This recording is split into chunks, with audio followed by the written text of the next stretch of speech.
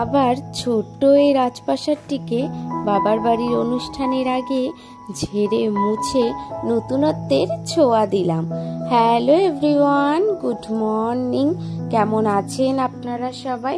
আশা করছি আপনারা সবাই ভালো আছেন ও সুস্থ আছেন। আমরাও বেশ ভালো আছি। আমার আরও একটি নতুন ভিডিওতে আপনাদের সবাইকে স্বাগত জানাই। আজ শুক্রবার, ঘড়ির কাঁটায় এখন ওই সকাল 8:30 নাগাদ। এখন থেকেই আপনাদেরকে সাথে নিয়ে আজকে ভিডিওটি শুরু করলাম। ঘুম থেকে উঠেছি আমি আর তাতান একই সাথে। আর তাতানে জানেন তো শরীরটা খুব একটা ভালো নেই। কালকে সারাটি রাত এক ফোঁটাও কিন্তু চোখের পাতা কাউকে এক করতে দেয়নি। তো সেই জন্য আজকে ঘুম থেকে উঠতে প্রায় অনেকটাই দেরি হয়ে গেছে। এদিকে ঘুম থেকে উঠেই সবার প্রথমেই তাতানকে ফ্রেশ করিয়ে মায়ের কাছে দিয়ে দিয়েছি। আর তারপরে আজকে ভেবেছি পুরো ঘরটাকে ক্লিন করব। এই যে বিছানাটা একটুখানি ঝেড়ে নিয়েছি, তারপরে চলে এসেছি এই বিছানার পাশে ছোট্ট ওয়ার্ডরোবটাকে গোছাতে। কারণ কি ওয়ার্ডরোবটাতে আমার আর তাতানের কিছু জিনিস এখন আপাতত রাখা হচ্ছে। তাছাড়া মা খুব একটা এখন আর ইউজ করে না। আমি যখন আগে তাতানকে নিয়েছিলাম, মানে ডেলিভারির আগে ডেলিভারির পরে, তখন এই ওয়ার্ডরোবটা কেনা হয়েছিল। কিন্তু ওই যে তাতানের ওষুধ, আমার ওষুধ রাখা হতো। আর এখন যেহেতু মা এখানে কিছুই রাখে না, কারণ কি খুব একটা জিনিস হয়তো হয় না, সেই জন্য আমি কি করেছি, আমরা আসার পরে যে সমস্ত ডেলি জিনিসপত্র থাকে সেগুলোকেই হচ্ছে এখানে রেখেছি। সবসময় ওই ব্যাগের থেকে বের করতে খুব অসুবিধা হচ্ছিল। সেই জন্য এই যে ছোট ছোট যে বাক্সগুলো ছিল সেগুলোর মধ্যে ডেলি জিনিসপত্রগুলো রেখে দিয়েছি। এই যে সবার প্রথমে ওয়ার্ডরোবের পুরো র্যাকটাকে ভালোভাবে মুছে নিয়েছি। যেহেতু সাদা জিনিস তো খুব তাড়াতাড়ি কিন্তু নোংরা হয়। আর তারপরে এই ওয়ার্ডরোবের যে র্যাকগুলোর ভেতরে সমস্ত জিনিসগুলো যেগুলো রাখবো সেগুলোকে ভালোভাবে গুছিয়ে এই যে দেখুন এখন আবার রেখে দিচ্ছি। এখন কি বলুন তো, এই জিনিসপত্রগুলো একদম হাতের সামনে থাকলে না খুব তাড়াতাড়ি খুঁজে পাওয়া যায়। এদিকে দেখুন এই যে সমস্ত বাক্সগুলো ঢুকিয়ে দিয়েছি, তারপরে ওয়ার্ডরোবের ওপরটা গুছিয়ে নিচ্ছি। ওয়ার্ডরোবের ওপরটাতে একটুখানি কাপড় দিয়ে দিয়েছি যাতে ময়লাটা খুব কম পড়ে। এদিকে দেখুন বাবু স্যারেলাক্সের কৌটো, ওর টিস্যু, ওষুধ, যেহেতু বললামই ওর শরীরটা খুব একটা ভালো নেই, ওর গায়ে কি জানি কিছু জিনিস উঠেছে, যেই কারণে ডাক্তার দেখানোর পরে এত পরিমাণে ওষুধ দিয়েছে। তো বলেছে 7-8 দিন থাকবে এই জিনিসটা, সেই জন্যই ও রাত্রেবেলা জ্বর আসছে তো, আর ব্যথাতে একদমই ঘুমাতে পারছে না। এদিকে দেখুন ওয়ার্ডরোবটা গোছানোর পরে চলে এসেছি শোকেসটা গোছাতে। আমার সাজার জিনিসের র্যাকগুলোকে এখন ভালোভাবে গুছিয়ে নিচ্ছি। যেগুলো ইউজ করা হয় না সেগুলোকে বাইরে ফেলে দিয়ে বাদবাকিগুলোকে এই যে এখন রেখে দিয়ে দরজাটাকে ভালোভাবে লাগিয়ে দিয়েছি। এরপরে দেখুন ওপরের যে কাচের অংশগুলো আছে সেগুলোতে কি করছি, গুছিয়ে নিচ্ছি। এখানে কিছু ফটো ফ্রেম রাখা ছিল, এগুলো আমার অনেক দিন আগেকার আমার দাদুর ফটো ফ্রেম, আমাদের পুরো দাদু, ঠাকুমা, আমার ভাইয়ের সবাই মিলে ফটো ফ্রেমগুলো, এগুলোকে রেখেছি। আর এই যে দুটো ঠাকুর আর দুটো ফুলের টপ রেখে ভাইয়ের যতগুলো ঘড়ি আছে সেগুলোকে রেখে দিচ্ছি।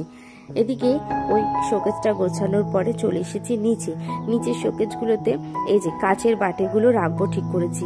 যেহেতু কাচের বাটিগুলো খুব একটা ইউজ হয় না, সেই কারণে ভাবলাম এখানেই রেখে দিই, তাহলে জিনিসগুলো সবসময় সাজানোই থাকবে।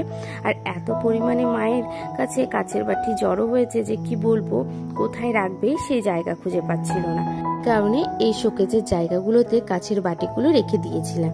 কারণ কি এগুলো তো খুব একটা ইউজ হবে না, আর এখানে সুন্দর করে সাজানো থাকবে।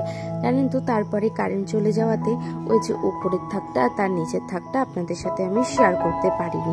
এই যে তারপরে চলে এসেছি শোকেসের ওপরটা গোছাতে। দেখুন কি পরিমাণে নোংরা হয়েছে, কিন্তু মা বলল তোরা যেদিন এসিস তার আগের দিন কিন্তু আমি গুছিয়েছি, যেহেতু তোরা আসবি বলে। তাতেও দেখ কি পরিমাণে ধুলোটা হচ্ছে। আর জানেন তো আমাদের দুর্গাপুরে প্রচন্ড পরিমাণে ধুলো হয়। এই যে দেখুন কথা বলছি, কাজ করছি, এর মধ্যে কারেন্টটাও এসেছে। এদিকে শোকেসের ওপরে সমস্ত ফুলদানিগুলোকে নিয়ে কি করলাম, একটা সাইড করে ঝেড়ে নিচ্ছি। ঝেড়ে সমস্ত ফুলদানি টপগুলোকেও ঝেড়ে নিয়েছি। ভেবেছিলাম ফুলগুলোকে বাইরে নিয়ে ধুয়ে দেবো, কিন্তু জানেন তো বৃষ্টি হচ্ছে আর রোদ তো নেই, সেজন্য ভরসাটাও সেভাবে পেলাম না। যদি না শুকায় আর একদিন পরেই তো বাড়িতে অনুষ্ঠান, সেই কারণে তো দেখতেও কিন্তু খারাপ লাগবে শুধু ফুলদানিগুলো থাকলে। সেই জন্য ফুলদানিগুলোকে ভালোভাবে ঝেড়ে নিয়েছি, এখন রেখে দিয়েছি। আর তারই মধ্যে আমি ঘর গোছাচ্ছি, এরই মধ্যে দেখছি বাবা সমস্ত কিন্তু বাজার নিয়ে চলে এসেছে। শুধুমাত্র মুদিখানা বাজারটা আপাতত করা হয়েছে, তারপরে সবজি বাজারটা করে নেবে। তো এদিকে দেখুন ওইদিকে মা সমস্ত জিনিসগুলো গোছাচ্ছে আর আমি চলে এসেছি ঘরটাকে আবারও গোছাতে। তো এদিকে ভাইয়ের ল্যাপটপের টেবিলটাকে বেশ ভালোভাবে গুছিয়ে নিচ্ছি। ওর সমস্ত জিনিসপত্র সমস্তভাবে এলোমেলো হয়ে রয়েছে। এই যে ল্যাপটপের ব্যাগ থেকে শুরু করে হেলমেট সমস্ত কিছু রেখে এখন ঢেকে দিচ্ছি। যদি না ঢাকা হয় না তাহলে কিন্তু ময়লা পড়ে যাবে। আর আমি বললামই আমাদের এদিকে প্রচন্ড পরিমাণে ধুলো হয়। পার ডে যদি ঘর না গোছানো হয় না তাহলে ধুলোটা এতটা পরিমাণে জমে থাকে। যেহেতু বাড়ির খুব একটা দূরে না, মাত্র 2-3 মিনিট হাঁটাতেই কারখানা আছে, সে কারণে কারখানার ধুলোটাও কিন্তু বাড়িতেও প্রচন্ড পরিমাণে ঢোকে। এদিকে আলনাটা গোছাবো বলে এসেছি আর তার মধ্যে মাকে বলছি, মা দেখো জুতোগুলো রেখেছো এত পরিমাণে, তো দেখো কি পরিমাণে ঢিপি হয়ে গেছে। তো মা বলছে দাঁড়া, যে জুতোগুলো পরা হচ্ছে না সেগুলোকে একেবারে ফেলে দিয়ে যেগুলো পরবো সেগুলোকে রেখে দিই সেগুলোকে। তাই মা কি করছে, মা আর আমি সুন্দর করে গুছিয়ে নিচ্ছি। মা এদিকে গোছাচ্ছে আর আমি এদিকে ঝেড়ে ঝেড়ে মাকে দিচ্ছিলাম, যেহেতু মা এখানে বুঝতে পারবে, কখনো কারো জুতো দরকার হলে মা বের করে দিতে পারবে। গুছিয়ে দিই, পরে মায়ের কিন্তু খুঁজতে সেটা অনেকটাই সময় লেগে যাবে। এদিকে জুতোর র্যাকটা পুরোপুরি গোছানোর পরে আলনাটাকে গুছিয়ে নিচ্ছি। আলনাটা গোছানোই ছিল, তারপরে জিনিসপত্রগুলো সমস্ত ভালোভাবে রেখে দিচ্ছি। এই যে সবার উপরে ভাইয়ের সব প্যান্টগুলো রেখেছি, তারপরে র্যাকটাতে শার্টগুলো রাখা হয়েছে, আর তারপরেটাতে গেঞ্জি আর নিচেরটাতে ছোট প্যান্ট যেগুলো ভাই ডেইলি ইউজ করে সেগুলোকে রেখে দিচ্ছি। আর এদিকে মায়ের সাথে কি নিয়ে যেন কথা বলছিলাম জানেন তো, আর দুজন মিলে কথা বলছি আর হেসেই ফেলছি, কারণ কি নিজেও মনে নেই কি নিয়ে বেশ একটা কথা বলছিলাম। এদিকে দেখুন কথা বলতে বলতে আমার কাজগুলো শেষ হয়ে গেছে। আলনাটা এখন বেশ সুন্দর লাগছে। ঘরের অগোছালো থাকলে কিন্তু ঘরটাকে একদমই মানানসই লাগে না। সেটা যদি কুড়ে ঘরও হোক, কুড়ে ঘরটাকেই যদি মনের মতন করে সাজিয়ে রাখা যায় সেটা কিন্তু স্বর্গের তুলনায় হয়, তাই না বলুন? তো আমি যত পারি আসি, প্রত্যেক মাসে যদি আসা হয় খুব ভালো, বা 2 মাস 3 মাস পর পর আসলে মায়ের এই ঘরটিকে বারবার করে গোছাই। কারণ কি এই ঘরটিতে আমাদের অনেক স্মৃতি জমিয়ে আছে। এই ঘরটিকে নিজের মতন করে একটা সময় কিন্তু গুছিয়েছিলাম, তো তারপরে এখন সেটি এখন আর তো হয় না। মাও খুব একটা পারে না, যখন যেটুখানি পারে সেটুখানি নিয়েই কিন্তু কাজবাজ করে। যেহেতু মা এত কিছু সামলিয়ে সবসময় যে প্রত্যেকটা দিন ঘর গোছাবে সেটা কিন্তু সম্ভবই হয় না। তো সেই জন্য মা ওই প্রত্যেক মাসে 2 বার থেকে 3 বার করে ঘরগুলোকে গোছায়, কারণ কি অন্যান্য কাজের চাপটাও তো অনেকখানি বেশি থাকে সেই জন্য। আর নিজের বাবার এই ছোট্টি রাজপ্রাসাদটিকে কিন্তু গোছাতে আমারও কিন্তু বেশ ভালো লাগে। একটা সময় এই রাজপ্রাসাদে আমরা কতই না খেলা করেছি বা কতই না দুষ্টুমি করেছি, তাই না বলুন?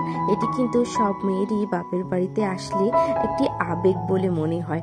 তো এদিকে দেখুন ওই ঘরটি পুরোপুরি ঝাড়া মোছার পরে ঘরটিকে ঝাড় দিয়ে চলে এসেছি এই রুমে এসে শোকেজের এই একটি থাকি শুধুমাত্র গোছাচ্ছি, কারণ কি উপরে যে সমস্ত থাকগুলো আছে সেগুলোকে কালকে গোছাবো। এই গোছাতে গোছাতে সময় আমার অনেকখানি চলে গেছে।